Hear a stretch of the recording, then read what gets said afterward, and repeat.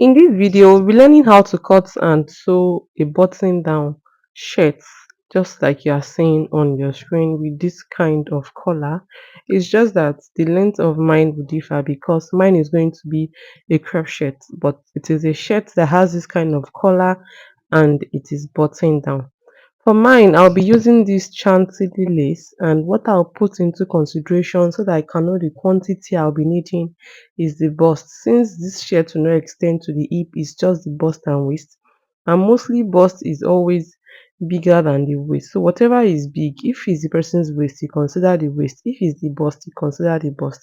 In my case, it's the bust. So I'll be measuring the bust and then I'll be adding 13 inches allowance and folding that into four. For this shirt, I'll be cutting the front and back the same time. You can as well cut the back of your shirt first before using it to cut for the front. But I'll be cutting mine as front and back together so that I will save time. This method helps me to save time a lot. So the next I did was to figure out the length after measuring the bust plus 13 inches and folding into four, leaving 2.5 inches at the back. This allowance that I left at the back that is looking like zip allowance is 2.5 inches. So I added just 1 inch to the length and I cut it out. The next thing I'll do is to divide the shoulder by two, starting from where, look at where I placed my one. I did not start from that 2.5 inches that I left outside. I divided the shoulder by two.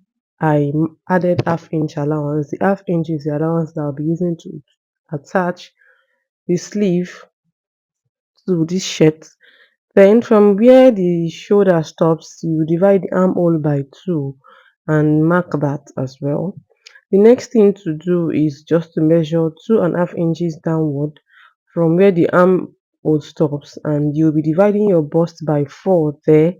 And in my case, I added 1.5 inch allowance. Then the waistline, I divided it by four and added 1.5 inch sewing allowance as well. The next is for the neckline. I used neck width of 6 because it's not supposed to be wide, considering that it is a shirt that is going to have a collar, and neck depth of 1 at the back and 3 at the front. Since they are both round neck, at first I cut out the front and back neckline together before cutting the armhole. After cutting the armhole, I went back to cutting the front neckline, 3 inches that is supposed to be the front neckline. Then I slanted my shoulder. To slant the shoulder, you measure 1 inch downward on that part and you slant it towards the neckline, just the way that I slanted mine. Then I did not really shape it since it's a shirt. I just cut it out like that. Because of the nature of the fabric I'm using, I needed to cut that part off so that the edge can come out very well. If you're not using this kind of fabric that has, if you're not using a fabric that has edge like this, you don't necessarily have to do that. Then the 2.5 inches that I added, the major place I need it is around the bust region. So on the waistline, I reduced it with 1 inch. I did not mention that this 2.5 inch that I spoke about, it depends on how wide you want your collar to be, because that is the part that will be the collar. If you want your collar wide, you can use 4. You can even use 5. It depends on how wide you want your collar to be. Then I proceeded to cutting the sleeve. This is just a normal pencil sleeve. I have a detailed video on how to cut pencil sleeve on my channel for long, three-quarter and short length. I'll be putting the link up and it will also be down in the description box. I'm not going to dwell on that too much. Then I placed the front panel on another piece that is of a fold of two. This is trying to cut like the facing for the collar now. And for the neckline, I measured 3.5 inches inward. I traced it out on this piece that is a fold of two, and after tracing it out on the neckline, I just cut it straight down like that. Sorry, I measured 4, not 3.5 inches. I used 4. Like I said, this is the facing for the collar. So I just placed the facing on it here. So I placed the shirt on the facing for you guys to see what it will look like when I'm done. You can see that the collar is already coming out. So the next thing I did was to start sewing, and to start sewing, the first thing I did was to join the shoulder line. So right side facing right side for front and back, you will join the shoulder line first. Make sure that right side for front is facing the right side for the back. When you are done doing this, fold your neckline into two like this, and then you measure the part that will be the collar. That's the part that you fold back as the collar. Remember I said I was using 2.5 inches, so I just notched that part, and from the middle, like from the center back up to that my notch, I measured what I have there, and what I have there is just 7.5, because my fabric is on fold of 2 times 2 gives me 15. Then I proceeded to folding a piece that's on fold of 2 is 4 inches wide on fold of 2. That means 8 inches when not folded, and it is 18 inches long. Remember I said what I measured on the neckline is 15, but here I'm cutting 18. Then after cutting, you fold into two like this, and from the middle, measure that 7.5 that you've measured on the neckline, or whatever you've measured on the neckline.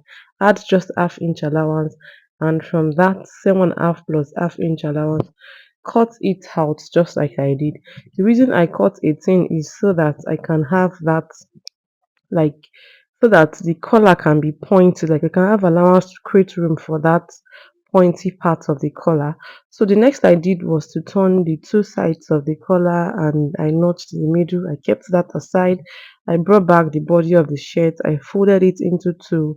I notched the middle as well. After notching the middle, you open it up, and then you bring your collar that is already turned and pressed, and face the notch on the collar to the notch on the shirt, making sure that the right side of the collar is facing the right side of the shirt. You can just pin those two points down, and then you take your collar forward, and from where it stops, which should be that part that you've notched on the shirt, you stitch your collar down on the shirt. After doing this, the next thing is to turn.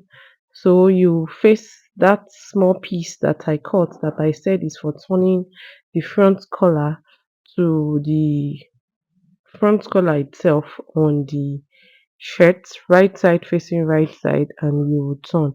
You will see that when you are turning that small piece, the facing, it will extend a little bit into the initial color that you've stitched on the neckline. I don't know whether my explanation is clear. And I'm folding the down of this facing because I don't want to fold the down of my shirt because of the edge of lace that is there. If you are not using lace, you can just cut this facing the same length with the shirt, so that you can use it to turn it. I hope what I'm trying to say is clear, so that you can fold it together, so they'll be on the same length, so that you can neatly fold it together. But since mine is edge of lace, I had to make it 1 inch short, so I had to fold the down of the facing. So at this point, I gave it a good press, and you can see that the shirt is almost done. This is where we are at this point. Next thing to do is to attach the sleeve. To attach the sleeve, this sleeve, there is front and there is back. Like I said, if you don't know how to cut a pencil sleeve, you should watch the video that the link is down in the description box. It talks extensively on how to cut a pencil sleeve for several lengths: long sleeve, short sleeve, and three-quarter length. So you're going to pin the middle of your pencil sleeve to the shoulder line. That's the middle of the shoulder now. The middle of the armhole, the shoulder line, and from one side you sew towards that middle. When you get to the middle, you keep sewing to the other side of the armhole. When you are done doing this for both sides, for both sleeves, it is now time to shape. So bring your shirt together, front facing back, right side facing right side. Measure the armhole first, then measure the round sleeve. The round sleeve is not supposed to be tight. This person's round sleeve is actually 13, like fitted round sleeve, but I measured 7.5, which is 15. And I didn't really measure, because shirt is not supposed to be tight. If the allowance that you've put is accurate, it will be perfect. It will not be too tight, and it will not be tight, and it will not be too wide. So I did not measure. I just used 1 inch to sew it from up to down, and I marked where the buttonhole would be. Then I did the buttonhole. I used just three big buttons in this case, and that was it for the cutting and sewing of this shirt. I hope this video has been helpful or interesting to someone. If it has been, don't forget to give it a thumbs up. In case you have any question, do not forget to ask me down in the comment section, and I'll see you in my next tutorial. Bye.